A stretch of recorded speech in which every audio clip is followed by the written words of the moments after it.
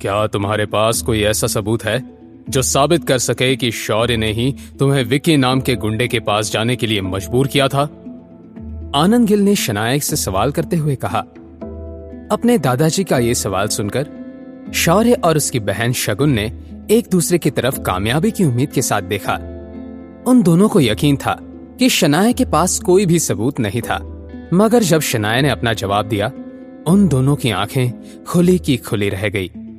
शनाया ने अपने दादाजी की तरफ देखकर हाँ में सर हिलाते हुए कहा, हाँ दादाजी, मेरे पास सबूत है। शौर्य ने मुझे भी कॉल किया था और मैसेज भी। उस मैसेज में साफ साफ लिखा था कि अगर मैं सही वक्त पर बार में नहीं पहुंची तो आहान को कुछ भी हो सकता है। जब आनंद गिल ने वो मैसेज पढ़ा तो वो शौर्य को घूरने लगे।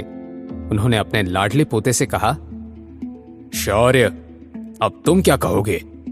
शौर्य ने अपना नाम सुनने के बाद भोला बनने का दिखावा किया और उसने शनाया की मोबाइल स्क्रीन की तरफ देखकर कहा, दादाजी, जरूर शनाया को कोई गलतफहमी हुई है। शनाया को ये मैसेज जिस नंबर से आया है वो मेरा नहीं है और ना ही मैंने ये कॉल किया है। ये सुनकर शनाया हैरान रह गई। उसने शौर्य के हाथ में अपना मोबाइल छीना और देखने लगी, मगर शौर्य की बात तो सच थी। आहान ने शनाया की तरफ देखते हुए मन ही मन में कहा, वैसे शनाया सच कह रही है और शौर्य ही गलत है। ये प्रूव करना मेरे लिए इतना मुश्किल नहीं है, लेकिन मैं चाहता हूं कि शनाया को इस हादसे से सबक मिले, ताकि अगली बार जब कोई शनाया को फ्रेम करने की कोशिश करे तो वो इतनी आसानी से किसी के चंगुल में ना फंस जाए। और वैसे भी जो लोग शनाया को बेगुनाही का सबूत मांग रहे हैं, उन्हें शनाया पर यकीन ही नहीं था। आहान ने बहुत ही खामोशी से इस सिचुएशन को फेस किया, मगर शनाया वो अपनी ही बेवकूफी पर पछता रही थी। इस पॉइंट पर आनंद गिल ने शनाया से कहा, इसका मतलब शनाया के पास ऐसा कोई सबूत नहीं है जो ये साबित कर सके कि शौर्य ने कुछ गलत किया है। इस बात को सुनते ही शौर्य और शगुन की आंखें चमकने लगी, मगर शनाया की आंखें नम हो गई। उसने अपने दादाजी की तरफ देखते हुए कहा, दादाजी, क्या आपको लगता है कि मैं एक औरत होकर इतनी सीरियस बात के लिए आपसे झूठ कहूंगी? शनाया इस वक्त अपने आप को बेगुनाह साबित करने के लिए यकीन की भीख मांग रही थी। आनंद गिल अपनी पोती की तरफ इमोशनल होकर देख रहे थे कि तभी शगुन ने कहा, यश मेहरा के साथ सोते वक्त क्या तुम्हें औरत की सबसे बड़ी कमजोरी याद नहीं आई? तब तो तुम्हारी अय्याशी उछल रही थी और अब अपने मतलब के लिए दादाजी से सिंपैथी लेना चाहती हो? शगुन की बात सुनकर आनंद गिल गुस्सा हो गए। उन्होंने शनाया से नजरें फेर ली।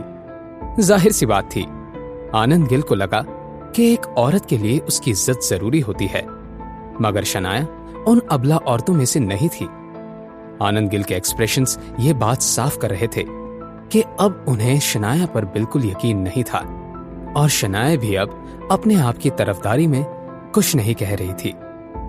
इसी बात का फायदा लेते हुए शौर्य ने अपनी आखिरी वार करने का फैसला किया।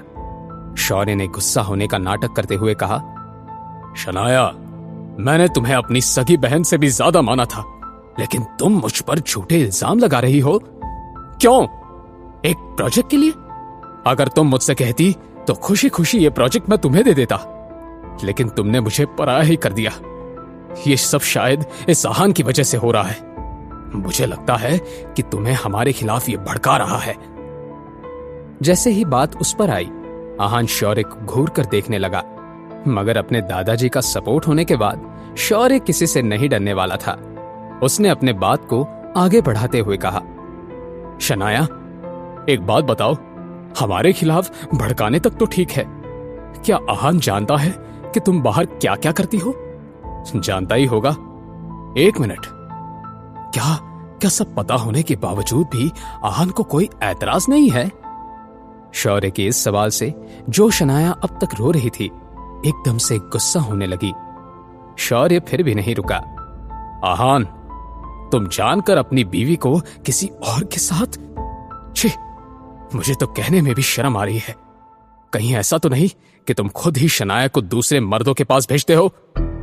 शौर्य सवालों के बहाने से दादाजी के दिमाग में बातें घुसा रहा था। शौर्य की आखिरी बात सुनने के बाद शगुन भी दंग रह गई और बीच में बोल पड़ी, आहान, तुम कितने घटिया इंसान हो। क्या तुम्हें अपने आप को एक आदमी कहते हुए शर्म नहीं आती? आहान को यह सब सुनकर भी गुस्सा नहीं आ रहा था। असल में वो तो दिल ही दिल में शौर्य की इतनी चालाकी से हैरान रह गया था। आहान ने मन ही मन में कहा, वाह, शौर्य को तो मानना पड़ेगा। अगर मैं खुद आहान नहीं होता और शनाया को इतने करीब से नहीं जानता तो शायद इस शौर्य की बातें सुनकर मुझे भी यकीन हो जाता कि मैं ही अपनी बीवी की इज्जत उछालता हूं। जहां एक तरफ आहान इस सब को बहुत ही लाइटली ले रहा था, अब शनाया का सब्र अंजाम दे गया था। वो एक एक कर अपने ही रिश्तेदारों के असली और घिनौने चेहरे देख रही थी। शनाया को अंदर से ऐसा लगा मानो वो पूरी तरह से हिल गई थी, मगर तभी उसे अपने कंधे पर एक छुअन महसूस हुई। ये छुअन शनाया को अपनेपन की गर्माहट दे रही थी। शनाया ने देखा कि ये हाथ आहान का था। आहान उसे आंखों ही आंखों में सब कुछ ठीक होने के एश्योरेंस दे रहा था। आहान के चेहरे पर एक हल्की सी मुस्कान थी जिसे देखकर शनाया को राहत से मिल गई। लेकिन अगले ही पल जब शनाया ने आहान की आंखों को देखा तो वो खामोशी से रोने लगी। शनाया ने मन ही मन में कहा, आहान को इस सब में कितना कुछ सुनना पड़ रहा है, मगर मैं अपने सपोर्ट में ना उसके सपोर्ट में कुछ कर पा रही हूं। मैं बहुत लकी हूं कि मेरे पास आहान है। पता नहीं कि अगर उसने मेरा इतना साथ नहीं दिया होता तो मेरा क्या होता। मेरे पास ऐसा कोई है जिस पर मैं डिपेंड कर सकती हूं। अपनी बीवी को रोते हुए देखकर आहान ने हल्के से उसके कंधे पर थपथपा दिया। शनाया को बेहतर फील करवाने के लिए वो सब ठीक कर सकता था, लेकिन आहान शनाया को कमजोर नहीं रहने देना चाहता था। शनाया के साथ जो भी हो रहा था उसके बाद वो स्ट्रांग और बेहतर होने वाली थी, इसीलिए आहान ने कुछ भी नहीं किया। आनंद गिल ने अपनी पोती से सवाल करते हुए कहा, शनाया, क्या शौर्य सच कह रहा है? अगर शौर्य की बात सही थी तो शनाया ने अपने परिवार की मर्यादा को पार किया था और गिल परिवार में ऐसी घटिया गलती की कोई माफी नहीं थी, सिर्फ सजा थी, परिवार से बेदखल करने की सजा। अब शनाया हार गई थी। उसने पास ही खड़े आहान के सीने में अपना चेहरा छिपा लिया और सुबकते हुए रोने लगी। शनाया ने इस बारे में सोचते हुए अपने आप से ही कहा, अब तो मैं ये साबित नहीं करना चाहती कि मेरी कोई गलती नहीं है। वैसे भी मेरे कुछ न कहने से या कहने से कोई फर्क नहीं पड़ने वाला। शनाया सही सोच रही थी। फर्क तो सिर्फ इस बात से पड़ता था कि आनंद गिल को किस पर यकीन था, और वो इंसान शनाया नहीं, शौर्य था। अगर शनाया अपने आप को सही साबित कर भी देती तो शौर्य के साथ क्या हो जाता? एक थप्पड़, थोड़ी डांट, बस, और कुछ भी नहीं। अब जब शनाया ने अपने घुटने टेक दिए थे तो आहान को ही अपनी बीवी का साथ देना था। दादाजी के पूछे हुए सवाल का जवाब देते हुए आहान ने कहा, क्या अब ये बात मैटर करती है कि शौर्य सच कह रहा है या झूठ? एकदम से आनंद गिल की आंखें फैलने लगी। उन्होंने आहान को इतना कॉन्फिडेंट कभी नहीं देखा था। आहान से एक तरह का ऑरा महसूस हो रहा था और ये ऑरा बिल्कुल भी आम नहीं था। फिर भी आनंद गिल ने नॉर्मल अंदाज में कहा, लड़के, तुम क्या कहना चाहते हो? आहान अब मुस्कुराने लगा। उसने अपनी बात को इलैबोरेट करते हुए कहा, क्या आप मेरी बात का मतलब नहीं समझे? मैं बताता हूं। मैं कह रहा हूं कि आपने अपना फैसला कर लिया। उस फैसले के बाद अगर कोई अपना सर भी फोड़ ले, फिर भी जो हक में है वो शनाया नहीं, शौर्य है। आनंद गिल ने उम्मीद नहीं की थी कि वो इस निकम्मे घर जमाई में इतनी हिम्मत देखेंगे। उन्होंने गुस्से से आहान से कहा, जानते हो किससे बात कर रहे हो? बदतमीज। आहान की हिम्मत तो अब बढ़ती जा रही थी। उसने हंसी के साथ कहा, बदतमीज? शायद दादाजी, जब से मैंने शनाया से शादी की है आपने कभी भी मुझे जरूरी नहीं समझा, मेरी बेइज्जती की। आपको लगा कि मैं आपकी हैसियत का नहीं था और इसी वजह से आपने मेरे पापा शेखर गिल, आपके अपने बेटे को इस बात की इनडायरेक्टली सजा दी। उनके काम में मुश्किलें पैदा की, उन्हें सप्रेस किया। आपने पापा को प्रेशराइज करने की कोशिश की ताकि वो मुझे घर से और शनाया की जिंदगी से बाहर निकाल दें। क्या मैं झूठ कह रहा हूं दादाजी? सच्चाई बयां करने वाले हमेशा बदतमीज लगते हैं। अपनी ये बात कहते हुए आहान बहुत डायरेक्ट था मगर शांत था। ये बात सुनने के बाद आनंद गिल ऊपर से तो बहुत शांत लग रहे थे मगर उनके दिल में एक तरह का तूफान बन गया था। उन्होंने आहान की तरफ देखते हुए मन ही मन में कहा, इस निकम्मे घर जमाई को इस बारे में कैसे पता चला? मैंने ये सब इतने धुंधले तरीके से किया था कि खुद शेखर भी इस बात को नोटिस नहीं कर पाता।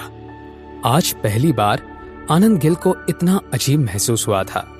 जैसा उन्होंने सोचा था, आहान कोई निकम्मा या बेवकूफ इंसान नहीं, वो बहुत ही होशियार और स्मार्ट लड़का था। अगर वो इस सब को पहले से ही नोटिस कर चुका था तो उसे 3 सालों तक खामोश रहने की जरूरत क्या थी?